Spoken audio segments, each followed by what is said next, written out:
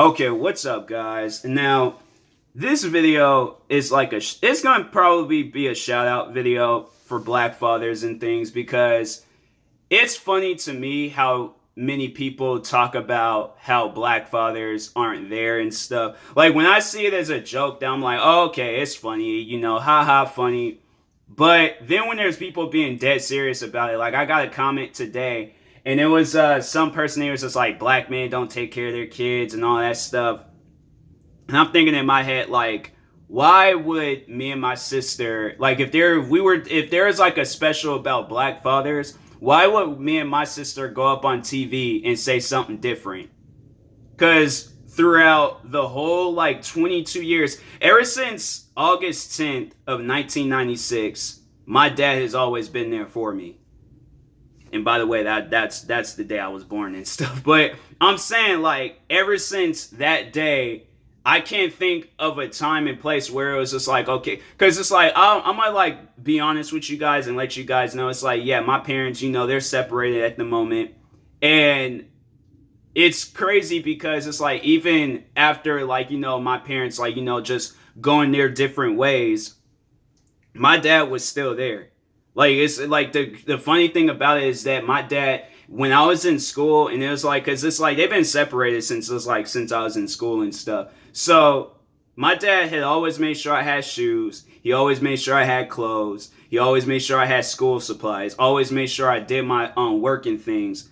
Like my dad was out there, like I feel like that my dad is one of the most supportive dads that I've ever seen in my life.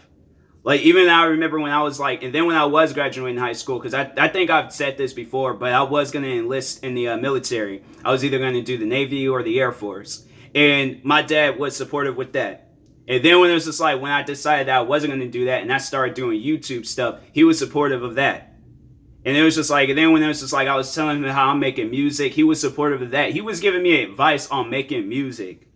And I'm thinking in my head, like, I've never seen my dad make music before. I've always just, like, seen him, like, rap to music or listen to music. But he gave me advice on making music.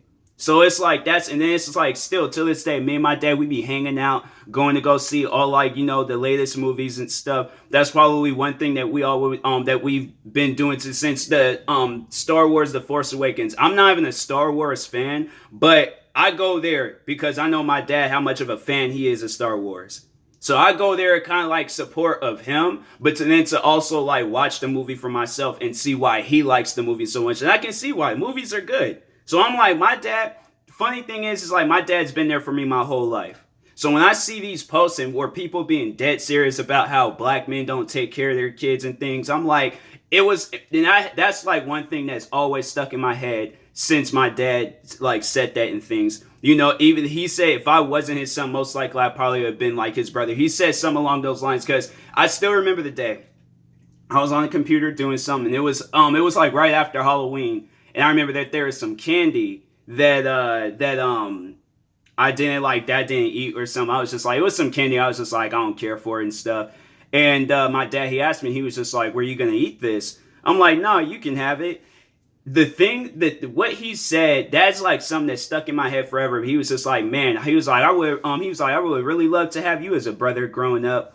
It's like my dad would have still wanted to be family with me, even if I wasn't his son. So I'm like, that's when I hear stuff like that, when it's like things like that stick in my head, it would be so hard for me to like say that or to just be so honest or like truthful or say something like where it's along the lines like, oh, black fathers don't exist and things, or black fathers don't take care of their kids. And I'm like, maybe there's some out there that don't, but I know my dad's always been there for me. So it's just, and it's crazy because you would hear it. Even I had a coworker tell me how his dad wasn't there for him, and the coworker is white. And then it was just like, then today I was just watching the Casey Anthony story. And for those that don't know, she was a mom that killed her kid. So I'm thinking in my head, like, what life would I rather have?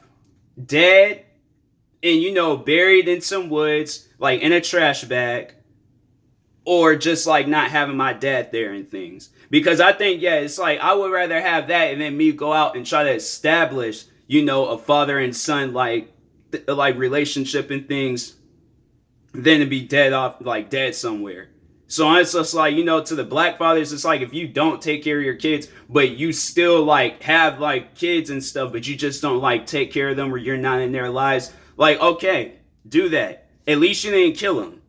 So it's like, it's, you know, is if you didn't do that, then I'm just like, okay, it's like still, it's just like, you know, it's, and my thing is, it's like, it's never too late. Like if you are one of those black fathers out there, it's like you don't talk to your kids or something, like it's never too late. It is never, and it's just like, and it's like that with anybody. It is never too late. If you got kids and you don't talk to them, go talk to them. See how they, and it's just like, whether it's like small little conversation, just seeing how they're doing and things, talk to them. So, anyways, yeah. But when people say black fathers don't exist, or they try to like get on black men for not taking care of their kids and stuff, me and my sister would say it's like we would probably be the most upset people up on like stage if we were like in some debate thing talking about that, because it's like, okay, well, maybe you, but our dad has always been there in our lives. So you could go somewhere else with your story, but we still sticking with ours. So anyways, yeah, I'll talk to you guys later. Shout out to the black fathers out there. You know, I have hope in you guys. Like for those that don't talk to their kids on a regular and things, I have hope for you guys. When it's just like I say, it could be from a small little conversation to the longest conversation. You can find what they're interested in and try to be interested in it. Like, let's say if it was me, for an example, because I can't wait for the day I have kids. But let's say if it was like, if I had a kid, right? And then they were doing YouTube stuff, I would try to figure out so many things. And then, like, let's say if I wasn't into the YouTube stuff, if I had a kid, I would try to figure out so many things. So many things, okay? To the point where I'm all like, no, I'm going to start doing YouTube stuff. You know, build up my following and things. And so it's just like, so then it's like I can relate to my kid. Like, you know, there's like a reason why we can hang out and stuff. So anyways, yeah.